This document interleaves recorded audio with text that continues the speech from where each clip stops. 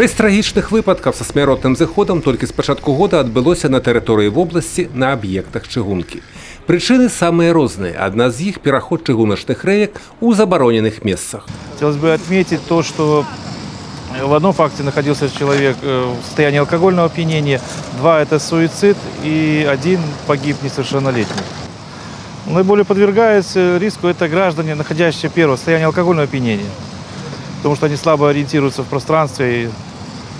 Второе – это несовершеннолетние или молодежь, которая пользуется особенно наушниками на объектах ЖД-транспорта, ничего не слышат и не обращают внимания на движение поездов. Толькі за паўгадзіны каля 10 парушальнікаў выявілі супрацоўнікі міліцыі ўнутраных спраў на транспарце. Ведаюць, разумеюць і ўсё роўна робяць, спадзяючыся, што менавіта іх бяда абыдзе бокам. Решила сократить себе путь и ввела заблуждение ремонта моста.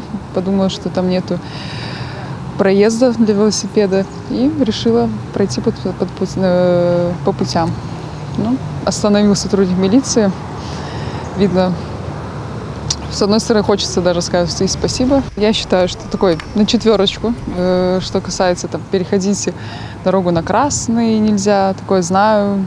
А вот что касается езды на велосипеде, то всегда хочется как можно быстрее доехать, куда тебе надо. Поэтому иногда нарушаю. Вядома, у кожным таким небяспечным месцы на чыгунцы супрацоўніка милиции не поставишь.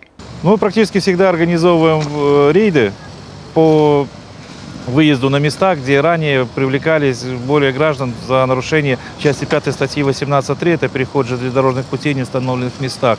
И профилактируем больше на этих участках.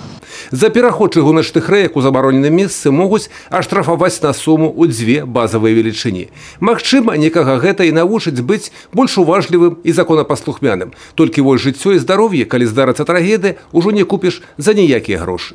Юрий Печур, Владимир Казаков, телерадиокомпания «Брест».